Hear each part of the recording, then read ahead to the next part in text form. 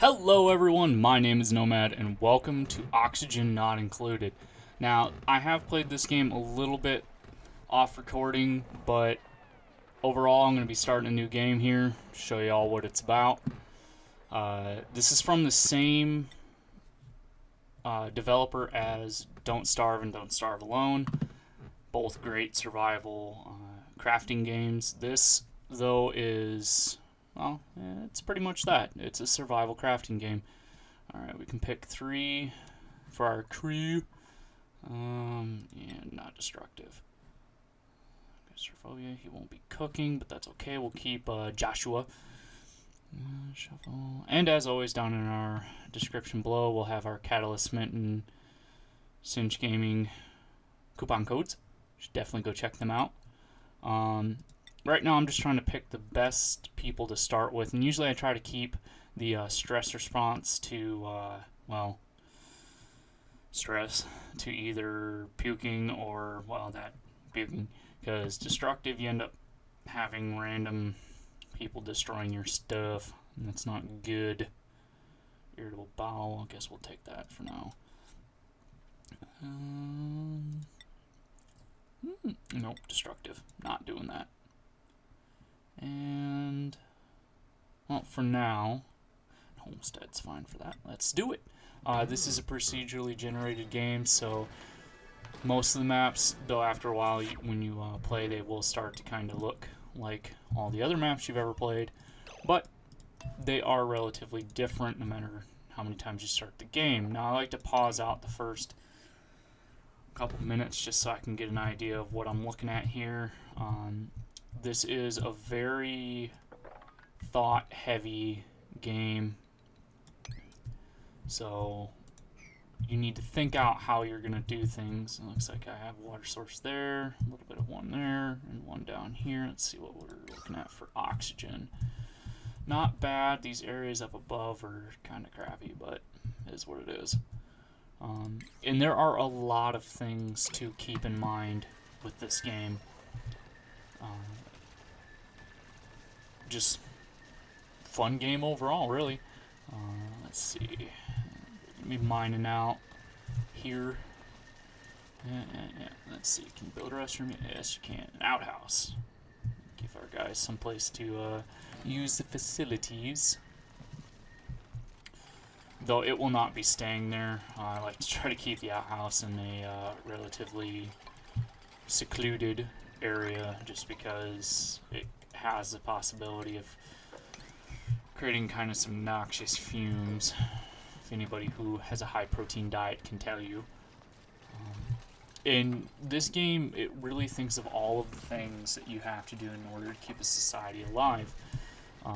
Oxygen, access to water, food, temperature, happiness. There's actually a little stress meter up here. It shows you when your crew is getting stressed out and they're about to lose it, which, trust me, happens a lot later on in the game. Let's get all these plants out of the way. So, within this little cycle, your replicants, which is what these little guys are called, will fall asleep. Now, normally I try to make beds quickly, but if you don't, they will sleep on the ground. It's not necessarily a good thing, but not necessarily a bad one either. Alright, let's keep digging. That is a vacuum, so that's going to cause some issues until oxygen fills the area. Very big kind of sci-fi feel to this game, which is, again, pretty cool. Overall art style is, it's kind of silly sometimes. The little replicants have different actions every time they do something, and it's just pretty cool.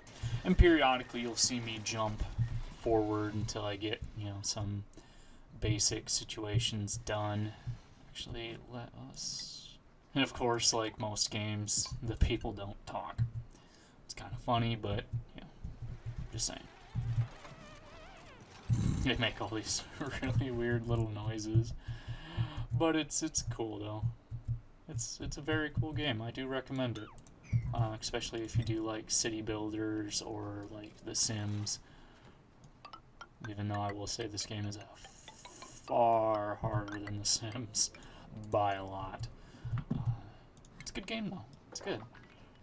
And as always, we want to thank everybody for all the support you've been giving us. We are going to be changing our recording schedule. Just for now, it probably will not last a whole great period of time, but for now, until our channel picks up a little bit more, we're going to reduce back down to what we did before, which will be around 4 episodes a week, with Ronin having work and family to deal with. He's got to be able to put his time into those, as well as doing this. So we'll still record, we'll still update Twitter and everything. It just might be a little less than normal. But if things start picking back up again and we're able to warrant speeding production of channel stuff, then we will. But enough of my PSA for now. How much food do I got in there? Okay. That'll last for a little bit. And in about 830 some seconds, we'll be getting a new replicant, and this will continue for the rest of the game. A certain amount of time, you'll get a new replicant, and you'll have, I do believe, 3 to choose from each time. Okay. Boink. And each time you have to choose from, it will be randomized, so you won't necessarily always know what you're going to be getting. Sometimes you might have to just say screw it and not pick one out. But that doesn't happen very often. Most of the time I've played, I've had at least one good replicant to choose from. And as you see down here in the bottom right, we have our different little keys that we can use: harvest, dig, prioritize, which means you can make something a higher priority than another. Also, your little replicants skill up as you go. Doing the higher priorities will increase stress, especially if you put something to like a 9 priority, which I'll just give you a view of that. See how everything's sitting with 5? That's pretty much the intermediate level of priority. Actually, not to do that because I don't want this flooding, because that's not completely dug out yet. And unless you put a priority in anything, they'll just kind of do things at random. I know what we're looking at here. 620. Yep. Okay. Yeah, level up. Yeah, go Joshua. Dig. Dig. Dig like your life depended on it, because guess what? It does. And as you go through the game, you'll have to dig out into these chlorine or hydrogen-filled areas, as well as this igneous rock, phosphorate, all different kinds of things are all around here. Oh yeah, great. Steam vents, so a geyser, pretty much. Those are dangerous. Though they always produce water, getting too close to them gets things really hot.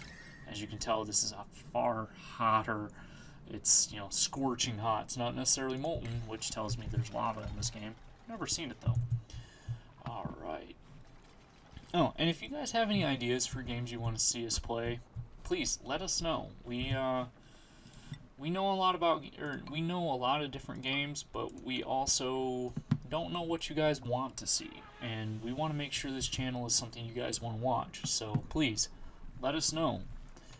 We will do our best to do it. Now, since neither Ronin nor I make a massive amount of money, sometimes we have to say, well, we can't necessarily do the big games yet, but we will try. Alright guys, it looks like we are finally able to choose our next replicant. Let's say who we're going to get. First I gotta set this up. I'm building separate areas for things like waste disposal and power, which are going to be very important here soon. But here, let's pick our new replicant. What do we get? Alright, we got Stinky, Harold, and Otto. Alright. Otto can't dig, and he's a loud sleeper, which I try to avoid because he will wake up anybody who's around. So we'll not choose Otto for that one. Harold, very bad at athletics. He's anemic.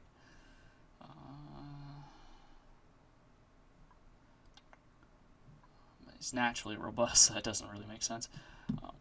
But we're going to go with Harold just because he is the lesser of two evils here. Or three evils, I should say.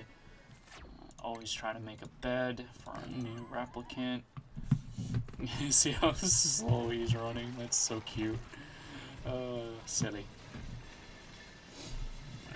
And if you're wondering, yes, your replicants can die. Well, nighttime. But it takes quite a bit for them to die. They have to literally be stuck in a non-aerated zone for a long time for them to suffocate. Hell, I've had one's head stuck in a tile for, I don't know, a good 5 minutes and they didn't die. So, they're pretty robust. Alright, let's start building up some power. Now, most of the power is, at least early game, is put through these mouse wheel-like deal. And, normally, this game does deal with, like, overburdening a circuit, so you can actually put too much on one circuit and blow your whole deal, and then a whole bunch of bad things happen. We're going to try to avoid that as much as possible. But for now, we're setting up power so we can get food production up, and hopefully our guys won't die. Hopefully. Never know, though. I've had games go really bad before. Everybody dies in the first 15 minutes. It's like a really bad horror movie. No, if it was a really bad horror movie, there'd be some chick with large endowments running away from a monster, magically tripping on her own feet and then dying. Never understood that. Never understood why that was a main staple of horror movies. Alright guys, quit suffocating. Actually, let's get an air input down here. Those are unreachable, so I need to cancel that. Since this is rather important right now, because people will die, because they're smart.